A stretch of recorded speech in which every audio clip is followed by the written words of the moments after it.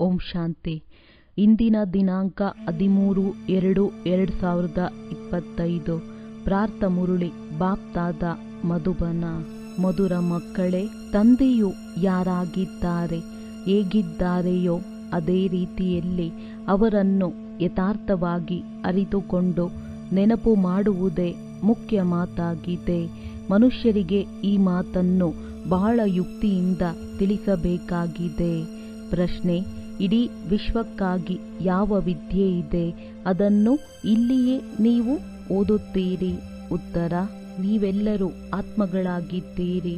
ಆತ್ಮವೆಂದು ತಿಳಿದು ತಂದೆಯನ್ನು ನೆನಪು ಮಾಡಿ ಆಗ ಪಾವನರಾಗಿ ಬಿಡುತ್ತೀರಿ. ಈ ವಿದ್ಯೆಯು ಇಡೀ ವಿಶ್ವಕ್ಕಾಗಿ ಇದೆ. ಇಡೀ ವಿಶ್ವದ ತಂದೆಯು ಒಂದೇ ಬಾರಿ ಎಲ್ಲರನ್ನೂ ಪಾವನ ಮಾಡಲು ಬರುತ್ತಾರೆ. ಅವರೇ ರಚಯಿತ ಮತ್ತು ರಚನೆಯ ಜ್ಞಾನವನ್ನು ಕೊಡುತ್ತಾರೆ. ಆದ್ದರಿಂದ ವಾಸ್ತವದಲ್ಲಿ ಇದೊಂದೇ ವಿಶ್ವವಿದ್ಯಾಲಯವಾಗಿದೆ. ಈ ಮಾತನ್ನು ಮಕ್ಕಳು ಸ್ಪಷ್ಟ ಮಾಡಿ ತಿಳಿಸಬೇಕಾಗಿದೆ. ಓಂ ಶಾಂತಿ. ಭಗವಾನುವಾಚ: ಈಗ ಆತ್ಮಿಕ ಮಕ್ಕಳು ತಿಳಿದುಕೊಂಡಿದ್ದೀರಿ ಭಗವಂತ ಯಾರು. ಇದನ್ನು ಭಾರತದಲ್ಲಿ ಯಾರು ಯಥಾರ್ಥವಾಗಿ ತಿಳಿದುಕೊಂಡಿಲ್ಲ. ಆದ್ದರಿಂದಲೇ ತಂದೆಯು ತಿಳಿಸುತ್ತಾರೆ, ನಾನು ಯಾರಾಗಿದ್ದೇನೆ, ಹೇಗಿದ್ದೇನೆಯೋ ಯಥಾರ್ಥ ರೀತಿಯಲ್ಲಿ ನನ್ನನ್ನು ಯಾರೂ ತಿಳಿದುಕೊಂಡಿಲ್ಲ. ನಿಮ್ಮಲ್ಲಿಯೂ ನಂಬರ್ ವಾರ್ ಇದ್ದಾರೆ. ನಂಬರ್ ವಾರ್ ಪುರುಷಾರ್ಥದನುಸಾರ ಅರಿತುಕೊಂಡಿದ್ದಾರೆ. ಬಲೆ ಇಲ್ಲಿಯೇ ಇರುತ್ತಾರೆ. ಆದರೆ ಯಥಾರ್ಥವಾಗಿ ತಿಳಿದುಕೊಳ್ಳುವುದಿಲ್ಲ. ಯಥಾರ್ಥವಾಗಿ ತಿಳಿದುಕೊಂಡು ತಂದೆಯನ್ನು ನೆನಪು ಮಾಡುವುದೇ ಬಹಳ ಶ್ರಮದಾಯಕವಾಗಿದೆ. ಬಹಳ ಸಹಜವೆಂದು ಮಕ್ಕಳು ಹೇಳುತ್ತಾರೆ. ಆದರೆ ನಾನು ಯಾರಾಗಿದ್ದೇನೆ, ನಾನು ನಿರಂತರ ತಂದೆಯನ್ನು ನೆನಪು ಮಾಡಬೇಕು ಎಂಬ ಯುಕ್ತಿಯು ಬುದ್ಧಿಯಲ್ಲಿರುವುದಿಲ್ಲ. ನಾನಾತ್ಮ ಅತಿ ಸೂಕ್ಷ್ಮವಾಗಿದ್ದೇನೆ. ನಮ್ಮ ತಂದೆಯು ಸೂಕ್ಷ್ಮ ಬಿಂದುವಾಗಿದ್ದಾರೆ. ಅರ್ಧ ಕಲ್ಪವಂತೂ ಯಾರು ಭಗವಂತನ ಹೆಸರನ್ನೇ ಹೇಳುವುದಿಲ್ಲ. ಏ ಭಗವಂತ ಎಂದು ಹೇಳಿ ದುಃಖದಲ್ಲಿಯೇ ನೆನಪು ಮಾಡುತ್ತಾರೆ. ಭಗವಂತ ಯಾರೆಂಬುದನ್ನು ಮನುಷ್ಯರು ತಿಳಿದುಕೊಂಡಿಲ್ಲ. ಈಗ ಮನುಷ್ಯರಿಗೆ ಹೇಗೆ ತಿಳಿಸುವುದು ಎಂಬುದರ ಬಗ್ಗೆ ವಿಚಾರ ಸಾಗರ ಮಂಥನ ನಡೆಯಬೇಕು. ಪ್ರಜಾಪಿತ ಬ್ರಹ್ಮಕುಮಾರಿ ಈಶ್ವರಿಯ ವಿಶ್ವವಿದ್ಯಾಲಯವೆಂದು ಹೆಸರನ್ನು ಬರೆಯಲಾಗಿದೆ. ಇದು ಸಹ ಆತ್ಮಿಕ ಬೇಹದ್ದಿನ ತಂದೆಯ ಈಶ್ವರಿಯ ವಿಶ್ವವಿದ್ಯಾಲಯವಾಗಿದೆ ಎಂಬುದನ್ನು ತಿಳಿದುಕೊಳ್ಳುವುದಿಲ್ಲ. ಈಗ ಮನುಷ್ಯರು ತಿಳಿದುಕೊಳ್ಳಬೇಕಾದರೆ ಯಾವ ಹೆಸರನ್ನಿಡುವುದೋ, ಇದು ವಿಶ್ವವಿದ್ಯಾಲಯವಾಗಿದೆ ಎಂಬುದನ್ನು ಮನುಷ್ಯರಿಗೆ ಹೇಗೆ ತಿಳಿಸಿಕೊಡುವುದು? ಯೂನಿವರ್ಸ್ನಿಂದ ಯೂನಿವರ್ಸಿಟಿ ಎಂಬ ಶಬ್ದವು ಬಂದಿದೆ. ಯೂನಿವರ್ಸ್ ಎಂದರೆ ಇಡೀ ವಿಶ್ವ. ಅದರ ಹೆಸರನ್ನು ಯೂನಿವರ್ಸಿಟಿ ಎಂದು ಇಡಲಾಗಿದೆ. ಅದರಲ್ಲಿ ಎಲ್ಲ ಮನುಷ್ಯರು ಓದಬಹುದಾಗಿದೆ. ಇಡೀ ವಿಶ್ವದವರೆಲ್ಲರೂ ಓದುವುದಕ್ಕಾಗಿ ಯೂನಿವರ್ಸಿಟಿ ಇದೆ. ವಾಸ್ತವದಲ್ಲಿ ಇಡೀ ವಿಶ್ವಕ್ಕಾಗಿ ಒಬ್ಬರೇ ತಂದೆಯು ಬರುತ್ತಾರೆ. ಅವರದ್ದು ಇದೊಂದೇ ವಿಶ್ವವಿದ್ಯಾಲಯವಾಗಿದೆ. ಇಲ್ಲಿ ಗುರಿ ಧ್ಯೇಯವು ಒಂದೇ ಆಗಿದೆ. ತಂದೆಯೇ ಬಂದು ಇಡೀ ವಿಶ್ವವನ್ನು ಪಾವನ ಮಾಡುತ್ತಾರೆ, ಯೋಗವನ್ನು ಕಲಿಸುತ್ತಾರೆ. ಇದು ಎಲ್ಲ ಧರ್ಮದವರಿಗಾಗಿ ಇದೆ. ತಂದೆಯು ತಿಳಿಸುತ್ತಾರೆ, ತಮ್ಮನ್ನು ಆತ್ಮವೆಂದು ತಿಳಿಯಿರಿ. ಇಡೀ ವಿಶ್ವದ ತಂದೆಯು ನಿರಾಕಾರ ಪರಮಪಿತ ಪರಮಾತ್ಮನಾಗಿದ್ದಾರೆ. ಅಂದಾಗ ಇದರ ಹೆಸರನ್ನು ನಿರಾಕಾರ ಪರಮಪಿತ ಪರಮಾತ್ಮನ ಆತ್ಮೀಯ ವಿಶ್ವವಿದ್ಯಾಲಯವೆಂದು ಏಕೆ ಇಡಬಾರದು? ವಿಚಾರ ಮಾಡಬೇಕಾಗುತ್ತದೆ ಎಲ್ಲವೇ. ಇಂದಿನ ಮನುಷ್ಯರು ಇಡೀ ವಿಶ್ವದಲ್ಲಿ ಒಬ್ಬರೂ ಸಹ ತಂದೆಯನ್ನರಿತುಕೊಂಡಿಲ್ಲ. ರಚಯಿತನನ್ನು ಅರಿತುಕೊಂಡರೆ ರಚನೆಯನ್ನು ಅರಿತುಕೊಳ್ಳುವರು. ರಚಯಿತನ ಮೂಲಕವೇ ರಚನೆಯನ್ನು ಅರಿತುಕೊಳ್ಳಲಾಗುತ್ತದೆ. ತಂದೆಯು ಮಕ್ಕಳಿಗೆ ಎಲ್ಲವನ್ನು ತಿಳಿಸಿಕೊಡುತ್ತಾರೆ. ಮತ್ಯಾರೂ ತಿಳಿದುಕೊಂಡಿಲ್ಲ. ಋಷಿ ಮುನಿಗಳೂ ಸಹ ಗೊತ್ತಿಲ್ಲವೆಂದು ಹೇಳುತ್ತಾ ಹೋದರು. ಆದ್ದರಿಂದ ತಂದೆಯು ತಿಳಿಸುತ್ತಾರೆ, ನಿಮಗೆ ಮೊದಲು ಈ ರಚಯಿತ ಮತ್ತು ರಚನೆಯ ಜ್ಞಾನವಿರಲಿಲ್ಲ.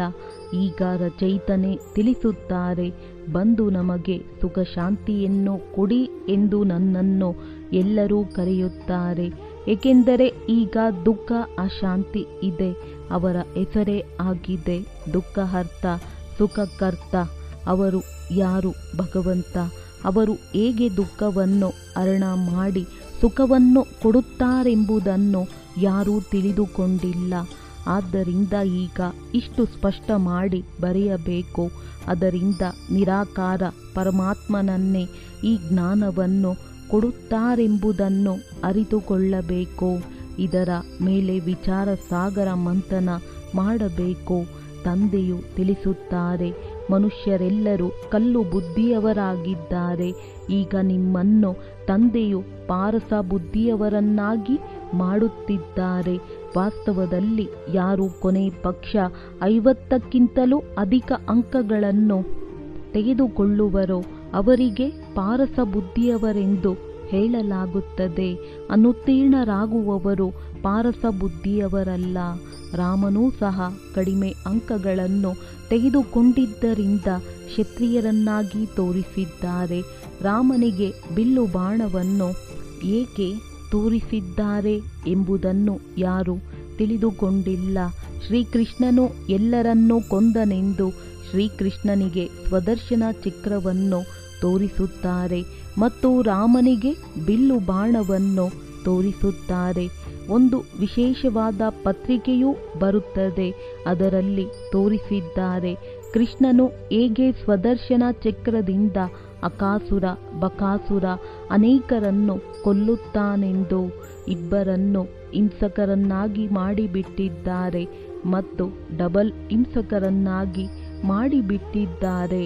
ಅವರಿಗೂ ಸಹ ಮಕ್ಕಳಾದರಲ್ಲವೇ ಎಂದು ಕೇಳುತ್ತಾರೆ. ಅರೆ, ಅವರಂತೂ ನಿರ್ವಿಕಾರಿ ದೇವಿ ದೇವತೆಗಳಾಗಿದ್ದಾರೆ. ಅಲ್ಲಿ ರಾವಣ ರಾಜ್ಯವೇ ಇರುವುದಿಲ್ಲ. ಈ ಸಮಯದಲ್ಲಿ ರಾವಣ ಸಂಪ್ರದಾಯವೆಂದು ಹೇಳಲಾಗುತ್ತದೆ. ನಾವು ಯೋಗ ಬಲದಿಂದ ವಿಶ್ವದ ರಾಜ್ಯ ಭಾಗ್ಯವನ್ನು ತೆಗೆದುಕೊಳ್ಳುತ್ತೇವೆಂದು ನೀವು ತಿಳಿಸುತ್ತೀರಿ. ಅಂದ ಮೇಲೆ ಯೋಗ ಬಲದಿಂದ ಮಕ್ಕಳಾಗಲು ಸಾಧ್ಯವಿಲ್ಲವೇ? ಅದು ನಿರ್ವಿಕಾರಿ ಪ್ರಪಂಚವಾಗಿದೆ. ಈಗ ನೀವು ಶೂದ್ರರಿಂದ ಬ್ರಾಹ್ಮಣರಾಗಿದ್ದೀರಿ. ಬಹಳ ಚೆನ್ನಾಗಿ ತಿಳಿಸಬೇಕು. ಅದರಿಂದ ಮನುಷ್ಯರು ಇವರಲ್ಲಿ ಸಂಪೂರ್ಣ ಜ್ಞಾನವಿದೆ ಎಂಬುದನ್ನು ಅರಿತುಕೊಳ್ಳಬೇಕು. ಈ ಮಾತನ್ನು ಸ್ವಲ್ಪ ಅರಿತುಕೊಂಡರೂ ಸಹ ಇವರು ಬ್ರಾಹ್ಮಣ ಕುಲದವರೆಂದು ಕರೆಯಲಾಗುತ್ತದೆ.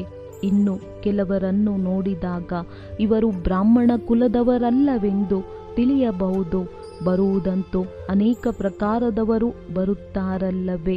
ಅಂದಾಗ ಆತ್ಮೀಯ ನಿರಾಕಾರ ಪರಮಪಿತ ಪರಮಾತ್ಮನ ಆತ್ಮೀಯ ವಿಶ್ವವಿದ್ಯಾಲಯವೆಂದು ಬರೆದು ನೋಡಿ ಏನಾಗುತ್ತದೆ? ವಿಚಾರ ಸಾಗರ ಮಂಥನ ಮಾಡಿ ಶಬ್ದಗಳನ್ನು ಸೇರಿಸಬೇಕಾಗುತ್ತದೆ. ಇದರಲ್ಲಿ ಬರೆಯುವ ಬಹಳ ಯುಕ್ತಿಯೂ ಬೇಕು. ಅದರಿಂದ ಮನುಷ್ಯರು ತಿಳಿದುಕೊಳ್ಳಲಿ. ಇಲ್ಲಿ ಈ ಜ್ಞಾನವನ್ನು ಪರಮಾತ್ಮನು ತಿಳಿಸುತ್ತಾರೆ ಅಥವಾ ರಾಜಯೋಗವನ್ನು ಕಲಿಸುತ್ತಾರೆ. ಈ ಶಬ್ದವು ಸಾಮಾನ್ಯವಾಗಿದೆ. 1 ಸೆಕೆಂಡಿನಲ್ಲಿ ಸ್ವರ್ಗದ ಜೀವನ್ಮುಕ್ತಿಯು ಪ್ರಾಪ್ತಿಯಾಗುತ್ತದೆ. ಇಂತಿಂತಹ ಶಬ್ದಗಳಿರಲಿ, ಅದು ಮನುಷ್ಯರ ಬುದ್ಧಿಯಲ್ಲಿ ಕುಳಿತುಕೊಳ್ಳಲಿ. ಬ್ರಹ್ಮರವರ ಮೂಲಕ ವಿಷ್ಣುಪುರಿಯ ಸ್ಥಾಪನೆಯಾಗುತ್ತದೆ. ತಂದೆ ಮತ್ತು ಆಸ್ತಿಯನ್ನು ನೆನಪು ಮಾಡಿ. ಇದು ಮನ್ಮನಾಭವದ ಅರ್ಥವಾಗಿದೆ. ನೀವು ಬ್ರಹ್ಮ ಮುಖ ವಂಶಾವಳಿ ಬ್ರಾಹ್ಮಣ ಕುಲಭೂಷಣ ಸ್ವದರ್ಶನ ಚಕ್ರಧಾರಿಗಳಾಗಿದ್ದೀರಿ. ಅವರು ವಿಷ್ಣುವಿಗೆ ಸ್ವದರ್ಶನ ಚಕ್ರವನ್ನು ತೋರಿಸುತ್ತಾರೆ. ಕೃಷ್ಣನಿಗೂ 4 ಭುಜಗಳನ್ನು ತೋರಿಸುತ್ತಾರೆ. ಅಂದಾಗ 4 ಭುಜಗಳಿರಲು ಹೇಗೆ ಸಾಧ್ಯ? ತಂದೆಯು ಎಷ್ಟು ಚೆನ್ನಾಗಿ ತಿಳಿಸಿಕೊಡುತ್ತಾರೆ. ಮಕ್ಕಳು ಬಹಳ ವಿಶಾಲ ಬುದ್ಧಿಯವರು, ಪಾರಸ ಬುದ್ಧಿಯವರಾಗಬೇಕಾಗಿದೆ. ಸತ್ಯಯುಗದಲ್ಲಿ ಯಥಾ ರಾಜ ರಾಣಿ ತಥಾ ಪ್ರಜಾ ಎಲ್ಲರಿಗೆ ಪಾರಸ ಬುದ್ಧಿಯವರೆಂದು ಹೇಳುತ್ತಾರಲ್ಲವೇ? ಅದು ಚಿನ್ನದ ಪ್ರಪಂಚ. ಇದು ಕಲ್ಲುಗಳ ಪ್ರಪಂಚವಾಗಿದೆ. ಸಿಗುತ್ತಿದೆ. ನೀವು ಶ್ರೀಮತದನುಸಾರ ಪುನಃ ತಮ್ಮ ರಾಜ್ಯವನ್ನು ಸ್ಥಾಪನೆ ಮಾಡುತ್ತಿದ್ದೀರಿ. ರಾಜ ಮಹಾರಾಜರು ಹೇಗಾಗಬಲ್ಲಿರಿ ಎಂದು ತಂದೆಯು ನಮಗೆ ಯುಕ್ತಿಯನ್ನು ತಿಳಿಸುತ್ತಾರೆ. ಅನ್ಯರಿಗೆ ತಿಳಿಸುವುದಕ್ಕಾಗಿ ನಿಮ್ಮ ಬುದ್ಧಿಯಲ್ಲಿ ಈ ಜ್ಞಾನವನ್ನು ತುಂಬಲಾಗುತ್ತದೆ. ಗೋಲಾದ ಚಿತ್ರದಲ್ಲಿಯೂ ಬಹಳ ಸಹಜವಾಗಿ ತಿಳಿಸಿಕೊಡಬಹುದಾಗಿದೆ. ಈ ಸಮಯದಲ್ಲಿ ಎಷ್ಟೊಂದು ಜನಸಂಖ್ಯೆ ಇದೆ ನೋಡಿ. ಸತ್ಯಯುಗದಲ್ಲಿ ಕೆಲವರೇ ಇರುತ್ತಾರೆ ಅಂದ ಮೇಲೆ ಸಂಗಮವಂತೂ ಇದೆಯಲ್ಲವೇ? ಬ್ರಾಹ್ಮಣರು ಕೆಲವರೇ ಇರುವರಲ್ಲವೇ? ಬ್ರಾಹ್ಮಣರ ಯುಗವು ಚಿಕ್ಕದಾಗಿದೆ. ಬ್ರಾಹ್ಮಣರ ನಂತರ ದೇವತೆಗಳು, ನಂತರ ವೃದ್ಧಿಯನ್ನು ಹೊಂದುತ್ತಾರೆ. ಬಾಜೋಲಿಯೂ ಇರುತ್ತದೆ ಎಲ್ಲವೇ? ಅಂದಾಗ ಏಣಿಯ ಚಿತ್ರದ ಜೊತೆಗೆ ವಿರಾಟ ರೂಪವೂ ಇರುವುದು. ತಿಳಿಸಿದಾಗ ಇದು ಸ್ಪಷ್ಟವಾಗುವುದು. ಯಾರು ನಿಮ್ಮ ಕುಲದವರಾಗಿರುವರೋ ಅವರ ಬುದ್ಧಿಯಲ್ಲಿ ರಚಯಿತ ಮತ್ತು ರಚನೆಯ ಜ್ಞಾನವು ಸಹಜವಾಗಿ ಕುಳಿತುಕೊಳ್ಳುವುದು. ಇವರು ನಮ್ಮ ಕುಲದವರೋ ಅಥವಾ ಅಲ್ಲವೇ ಎಂದು ಅವರ ಚೆಹರೆಯಿಂದಲೇ ತಿಳಿದುಬಿಡುತ್ತದೆ. ಒಂದು ವೇಳೆ ನಮ್ಮ ಕುಲದವರಲ್ಲವೆಂದರೆ ಬಿಸಿ ತವೆಯಂತೆ ಕೇಳುತ್ತಾರೆ. ಬುದ್ಧಿವಂತರು ಗಮನವಿಟ್ಟು ಕೇಳುವರು. ಯಾರಿಗಾದರೂ ಒಂದು ಬಾರಿ ಬಾಣವು ನಾಟಿತೆಂದರೆ ಮತ್ತೆ ಬರುತ್ತಾ ಇರುತ್ತಾರೆ. ಕೆಲವರು ಪ್ರಶ್ನೆ ಕೇಳುತ್ತಾರೆ ಮತ್ತು ಇನ್ನು ಕೆಲವರು ಒಳ್ಳೆಯ ಹೂಗಳಾಗಿದ್ದರೆ ನಿತ್ಯವೂ ತಾವೇ ಬಂದು ತಿಳಿದುಕೊಂಡು ಹೋಗುವರು. ಚಿತ್ರಗಳಿಂದ ಯಾರು ಬೇಕಾದರೂ ಅರಿತುಕೊಳ್ಳಬಹುದಾಗಿದೆ. ಅವಶ್ಯವಾಗಿ ತಂದೆಯು ದೇವಿ ದೇವತಾ ಧರ್ಮದ ಸ್ಥಾಪನೆ ಮಾಡುತ್ತಿದ್ದಾರೆ. ಕೆಲವರು ಕೇಳದೆಯೇ ತಾವೇ ಅರಿತುಕೊಳ್ಳುತ್ತಾ ಹೋಗುತ್ತಾರೆ. ಇನ್ನು ಕೆಲವರು ಬಹಳಷ್ಟು ಪ್ರಶ್ನೆಗಳನ್ನು ಕೇಳುತ್ತಾರೆ, ಏನನ್ನೂ ತಿಳಿದುಕೊಳ್ಳುವುದಿಲ್ಲ. ಅಂಥವರಿಗೆ ಪುನಃ ತಿಳಿಸಬೇಕಾಗುತ್ತದೆ.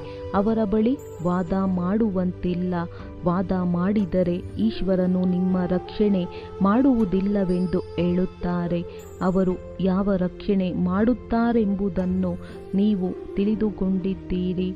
ತಮ್ಮ ಕರ್ಮಗಳ ಲೆಕ್ಕಾಚಾರವಂತೂ ಪ್ರತಿಯೊಬ್ಬರೂ ಸಮಾಪ್ತಿ ಮಾಡಿಕೊಳ್ಳಬೇಕಾಗಿದೆ. ಇನ್ನು ಕೆಲವರ ಆರೋಗ್ಯವು ಸರಿ ಇಲ್ಲದಿದ್ದಾಗ ರಕ್ಷಣೆ ಮಾಡಿ ಎಂದು ಹೇಳುತ್ತಾರೆ. ತಂದೆಯು ತಿಳಿಸುತ್ತಾರೆ, ನಾನು ಪತಿತರಿಂದ ಪಾವನ ಮಾಡಲು ಬರುತ್ತೇನೆ. ಆ ವೃತ್ತಿಯನ್ನು ನೀವೇ ಕಲಿಯುತ್ತೀರಿ. ತಂದೆಯು ಪಂಚವಿಕಾರಗಳ ಮೇಲೆ ಜಯವನ್ನು ಪ್ರಾಪ್ತಿ ಮಾಡಿಸುತ್ತಾರೆ. ಆಗ ಅವು ಇನ್ನೂ ಜೋರಾಗಿ ಎದುರಿಸುತ್ತದೆ. ಬಹಳ ಜೋರಾಗಿ ವಿಕಾರಗಳ ಬಿರುಗಾಳಿಗಳು ಬರುತ್ತದೆ.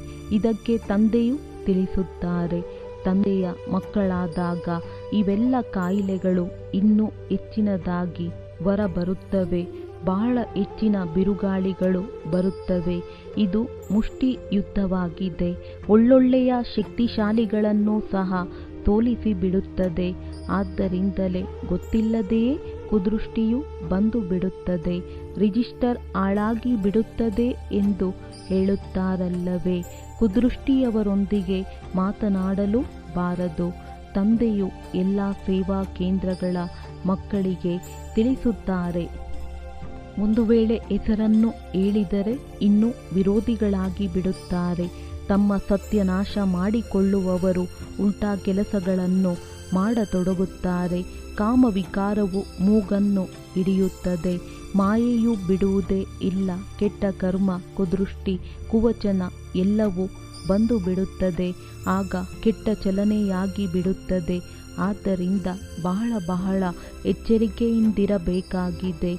ಯಾವಾಗ ನೀವು ಮಕ್ಕಳು ಪ್ರದರ್ಶನಿ ಮೊದಲಾದವುಗಳನ್ನು ಮಾಡುತ್ತೀರೋ ಆಗ ಯಾರೇ ಬರಲಿ ಸಹಜವಾಗಿ ತಿಳಿದುಕೊಳ್ಳುವಂತಹ ಯುಕ್ತಿಯನ್ನು ರಚಿಸಿ ಈ ಗೀತಾ ಜ್ಞಾನವನ್ನು ಸ್ವಯಂ ತಂದೆಯೇ ಓದಿಸುತ್ತಾರೆ. ಇದರಲ್ಲಿ ಯಾವುದೇ ಶಾಸ್ತ್ರ ಮೊದಲಾದವುಗಳ ಮಾತಿಲ್ಲ. ಇದು ವಿದ್ಯೆಯಾಗಿದೆ. ಯಾವುದೇ ಪುಸ್ತಕದ ಗೀತೆಯಂತೂ ಇಲ್ಲಿಲ್ಲ. ಇಲ್ಲಿ ತಂದೆಯೇ ಓದಿಸುತ್ತಾರೆ. ಕೈಯಲ್ಲಿ ಪುಸ್ತಕವನ್ನೇನು ಹಿಡಿದುಕೊಳ್ಳುವುದಿಲ್ಲ. ಅಂದಾಗ ಈ ಗೀತೆ ಎಂಬ ಹೆಸರು ಎಲ್ಲಿಂದ ಬಂದಿತು? ಇವೆಲ್ಲ ವೇದ ಶಾಸ್ತ್ರಗಳು ಕೊನೆಯಲ್ಲಿಯೇ ರಚಿಸಲ್ಪಡುತ್ತದೆ. ಅನೇಕ ಮಠ ಪಂಥಗಳಿವೆ. ಎಲ್ಲರದ್ದು ತಮ್ಮ ತಮ್ಮ ಶಾಸ್ತ್ರಗಳಿವೆ. ರೆಂಬೆ ಕೊಂಬೆಗಳು ಯಾವುದೆಲ್ಲವೂ ಇದೆಯೋ ಅರ್ಥಾತ್ ಚಿಕ್ಕ ಚಿಕ್ಕ ಮಠಪಂಥ ಅವರದ್ದೂ ಸಹ ತಮ್ಮ ತಮ್ಮ ಶಾಸ್ತ್ರಗಳಿವೆ ಅಂದ ಮೇಲೆ ಅವೆಲ್ಲವೂ ಮಕ್ಕಳು ಮರಿಗಳಾಗಿವೆ. ಆ ಶಾಸ್ತ್ರಗಳಿಂದ ಮುಕ್ತಿಯು ಸಿಗಲು ಸಾಧ್ಯವಿಲ್ಲ. ಸರ್ವಶಾಸ್ತ್ರಮಯಿ ಶಿರೋಮಣಿ ಗೀತೆ ಎಂದು ಗಾಯನವಿದೆ. ಗೀತೆಯ ಜ್ಞಾನವನ್ನು ತಿಳಿಸುವವರು ಇದ್ದಾರಲ್ಲವೇ? ಈ ಜ್ಞಾನವನ್ನು ತಂದೆಯು ಬಂದು ತಿಳಿಸುತ್ತಾರೆ. ಯಾವುದೇ ಶಾಸ್ತ್ರ ಮೊದಲಾದವು ಕೈಯಲ್ಲಿಲ್ಲ. ನಾನು ಶಾಸ್ತ್ರಗಳನ್ನು ಓದಿಲ್ಲ, ಆದ್ದರಿಂದ ನಿಮಗೂ ಓದಿಸುವುದಿಲ್ಲ. ಮನುಷ್ಯರು ಕಲಿಸುತ್ತಾರೆ, ಆದರೆ ಇಲ್ಲಿ ಶಾಸ್ತ್ರಗಳ ಮಾತಿಲ್ಲ. ತಂದೆಯು ಜ್ಞಾನಪೂರ್ಣನಾಗಿದ್ದಾರೆ, ತಿಳಿಸುತ್ತಾರೆ. ನಾನು ನಿಮಗೆ ಎಲ್ಲ ವೇದ ಶಾಸ್ತ್ರಗಳ ಸಾರವನ್ನು ತಿಳಿಸುತ್ತೇನೆ. ಮುಖ್ಯವಾದುದು 4 ಧರ್ಮಶಾಸ್ತ್ರಗಳಾಗಿವೆ. ಬ್ರಾಹ್ಮಣ ಧರ್ಮದ ಯಾವುದಾದರೂ ಗ್ರಂಥವಿದೆಯೇ? ಎಷ್ಟೊಂದು ತಿಳಿದುಕೊಳ್ಳುವ ಮಾತುಗಳಾಗಿವೆ.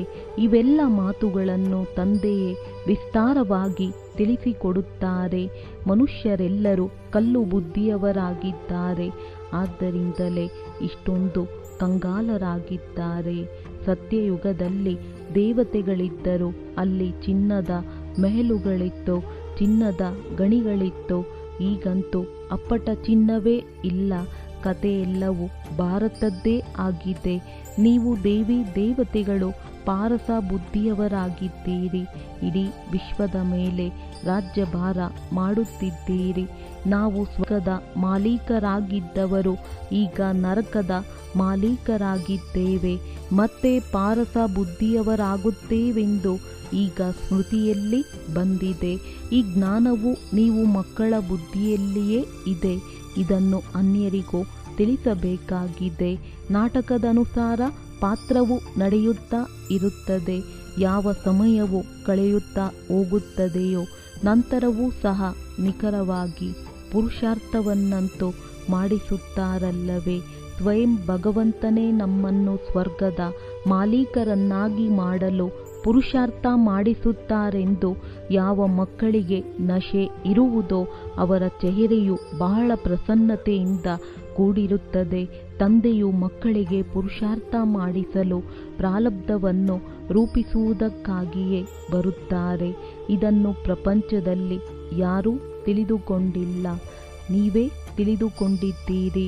ಭಗವಂತನೇ ಸ್ವರ್ಗದ ಮಾಲೀಕರನ್ನಾಗಿ ಮಾಡುವ ಪುರುಷಾರ್ಥ ಮಾಡಿಸುತ್ತಾರೆಂದರೆ ಖುಷಿಯಾಗಬೇಕು. ಚೆಹರೆಯು ಬಹಳ ಖುಷಿ ಮತ್ತು ಪ್ರಸನ್ನತೆಯಿಂದಿರಬೇಕು. ತಂದೆಯ ನೆನಪಿನಿಂದ ನೀವು ಸದಾ ಹರ್ಷಿತರಾಗಿರುತ್ತೀರಿ. ತಂದೆಯನ್ನು ಮರೆತಾಗಲೇ ಬೇಸರವಾಗುತ್ತದೆ. ತಂದೆ ಮತ್ತು ಆಸ್ತಿಯನ್ನು ನೆನಪು ಮಾಡುವುದರಿಂದ ಪ್ರಸನ್ನ ಚಿತ್ತರಾಗುತ್ತೀರಿ. ಪ್ರತಿಯೊಬ್ಬರ ಸೇವೆಯಿಂದಲೇ ತಿಳಿಯಲಾಗುತ್ತದೆ. ತಂದೆಗೆ ಮಕ್ಕಳ ಸುಗಂಧವಂತೂ ಬರುತ್ತದೆ ಎಲ್ಲವೇ? ಸುಪುತ್ರ ಮಕ್ಕಳಿಂದ ಸುಗಂಧವೂ ಬರುತ್ತದೆ, ಕುಪುತ್ರರಿಂದ ದುರ್ಗಂಧವೂ ಬರುತ್ತದೆ. ಉದ್ಯಾನವನದಲ್ಲಿ ಸುಗಂಧಭರಿತ ಹೂಗಳನ್ನೇ ತೆಗೆದುಕೊಳ್ಳಲು ಮನಸ್ಸಾಗುತ್ತದೆ. ಎಕ್ಕದ ಹೂವನ್ನು ಯಾರು ತಾನೇ ತೆಗೆದುಕೊಳ್ಳುತ್ತಾರೆ? ತಂದೆಯನ್ನು ಯಥಾರ್ಥ ರೀತಿಯಲ್ಲಿ ನೆನಪು ಮಾಡುವುದರಿಂದಲೇ ವಿಕರ್ಮಗಳು ವಿನಾಶವಾಗುತ್ತವೆ. ಒಳ್ಳೆಯದು ಮಧುರಾತಿ ಮಧುರ ಅಗಲಿ ಹೋಗಿ ಮರಳಿ ಸಿಕ್ಕಿರುವ ಮಕ್ಕಳ ಪ್ರತಿ ಮಾತ್ಪಿತಾ ಬಾಪ್ ದಾದಾರವರ ನೆನಪು, ಪ್ರೀತಿ ಹಾಗೂ ಸುಪ್ರಭಾತ. ಆತ್ಮಿಕ ತಂದೆಯ ಆತ್ಮಿಕ ಮಕ್ಕಳಿಗೆ ನಮಸ್ತೆ. ಧಾರಣೆಗಾಗಿ ಮುಖ್ಯ ಸಾರ: ಮಾಯೆಯ ಮುಷ್ಟಿಯುದ್ಧದಲ್ಲಿ ಸೋಲಬಾರದು. ಗಮನವಿರಲಿ, ಎಂದೂ ಮುಖದಿಂದ ಕೆಟ್ಟ ವಚನಗಳು ಬರಬಾರದು. ಕುದೃಷ್ಟಿ, ಕೆಟ್ಟ ಚಲನೆ, ಕೆಟ್ಟ ಕರ್ಮ ಆಗಬಾರದು. ಸುಂದರ ಸುಗಂಧಭರಿತ ಹೂಗಳಾಗಬೇಕಾಗಿದೆ. ನಶೆ ಇರಲಿ. ಸ್ವಯಂ ಭಗವಂತನೇ ನಮಗೆ ಓದಿಸುತ್ತಾರೆ. ತಂದೆಯ ನೆನಪಿನಲ್ಲಿದ್ದು ಸದಾ ಹರ್ಷಿತರಾಗಿರಬೇಕಾಗಿದೆ. ಎಂದು ಬಾಡಿ ಹೋಗಬಾರದು. ವರದಾನ: ಚಾಲೆಂಜ್ ಮತ್ತು ಪ್ರಾಕ್ಟಿಕಲ್ ಎರಡರ ಸಮಾನತೆಯ ಮೂಲಕ ಪಾಪಗಳಿಂದ ಸುರಕ್ಷಿತರಾಗಿರುವಂತಹ ವಿಶ್ವ ಸೇವಾದಾರಿ ಭವ. ನೀವು ಮಕ್ಕಳು ಯಾವ ಚಾಲೆಂಜ್ ಮಾಡುವಿರಿ ಆ ಚಾಲೆಂಜ್ ಮತ್ತು ಪ್ರಾಕ್ಟಿಕಲ್ ಜೀವನದಲ್ಲಿ ಸಮಾನತೆ ಇರಲಿ. ಇಲ್ಲದೆ ಹೋದರೆ ಪುಣ್ಯಾತ್ಮರ ಬದಲು ಹೊರೆಯುಳ್ಳ ಆತ್ಮರಾಗಿ ಬಿಡುವಿರಿ. ಈ ಪಾಪ ಮತ್ತು ಪುಣ್ಯದ ರೀತಿಯನ್ನು ತಿಳಿದು ಸ್ವಯಂ ಅನ್ನು ರಕ್ಷಿಸಿಕೊಳ್ಳಿ. ಏಕೆಂದರೆ ಸಂಕಲ್ಪ ಮಾತ್ರದಲ್ಲಿಯೂ ಯಾವುದೇ ಪ್ರಕಾರದ ವಿಕಾರದ ಬಲಹೀನತೆ, ವ್ಯರ್ಥ ಮಾತು, ವ್ಯರ್ಥ ಭಾವನೆ, ತಿರಸ್ಕಾರ ಅಥವಾ ಈರ್ಷೆಯ ಭಾವನೆ ಪಾಪದ ಖಾತೆಯನ್ನು ಹೆಚ್ಚಿಸುತ್ತದೆ. ಆದ್ದರಿಂದ ಪುಣ್ಯಾತ್ಮ ಭವದ ವರದಾನದ ಮೂಲಕ ಸ್ವಯಂ ಅನ್ನು ಸುರಕ್ಷಿತವಾಗಿರಿಸಿಕೊಂಡು ವಿಶ್ವ ಸೇವಾದಾರಿಗಳಾಗಿ ಸಂಘಟಿತ ರೂಪದಲ್ಲಿ ಏಕಮತ ಏಕರಸ ಸ್ಥಿತಿಯ ಅನುಭವವನ್ನು ಮಾಡಿಸಿ. ಸ್ಲೋಗನ್: ಪವಿತ್ರತೆಯ ಮೇಣದ ಬೆಳಕು 4 ಕಡೆ ಇನ್ನೂ ಒತ್ತಿಸಿ, ಆಗ ತಂದೆಯನ್ನು ಸಹಜವಾಗಿ ನೋಡಬಹುದು. ಅವ್ಯಕ್ತ ಸೂಚನೆ: ಏಕಾಂತ ಪ್ರಿಯರಾಗಿ ಏಕತೆ ಮತ್ತು ಏಕಾಗ್ರತೆಯನ್ನು ತಮ್ಮದಾಗಿಸಿಕೊಳ್ಳಿ. ಪ್ರತ್ಯಕ್ಷತೆಯ ಬಾವುಟವನ್ನು ಆರಿಸುವ ಮೊದಲು ಕೇವಲ 2 ಶಬ್ದ ಪ್ರತಿ ಕರ್ಮದಲ್ಲಿ ತರುವುದು. ಒಬ್ಬರ ಸರ್ವ ಸಂಬಂಧ ಸಂಪರ್ಕದಲ್ಲಿ ಪರಸ್ಪರದಲ್ಲಿ ಏಕತೆ. ಅನೇಕ ಸಂಸ್ಕಾರವಿದ್ದರೂ ಅನೇಕತೆಯಲ್ಲಿ ಏಕತೆ ಮತ್ತು ದೃಢತೆ ಇದು ಸಫಲತೆಯ ಸಾಧನವಾಗಿದೆ. ಕೆಲವೊಮ್ಮೆ ಏಕತೆಯು ಅಲುಗಾಡುತ್ತದೆ. ಇವರು ಇದನ್ನು ಮಾಡಲಿ, ಆಗ ನಾನು ಮಾಡುವೆನು. ಇಲ್ಲ, ನಿಮ್ಮ ಸ್ಲೋಗನ್ ಆಗಿದೆ ಸ್ವಪರಿವರ್ತನೆಯಿಂದ ವಿಶ್ವ ಪರಿವರ್ತನೆ, ವಿಶ್ವ ಪರಿವರ್ತನೆಯಿಂದ ಸ್ವಪರಿವರ್ತನೆಯಲ್ಲ. ಒಳ್ಳೆಯದು. ಓಂ ಶಾಂತಿ. ಓಂ